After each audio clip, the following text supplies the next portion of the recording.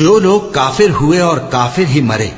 ایسوں پر اللہ کی اور فرشتوں کی اور انسانوں کی سب کی لعنت، وہ ہمیشہ اسی لعنت میں گرفتار رہیں گے۔ ان سے نہ تو عذاب ہلکا ہی کیا جائے گا اور نہ انہیں کچھ مہلت ملے گی۔ اور لوگوں، تمہارا معبود ایک ہی معبود ہے،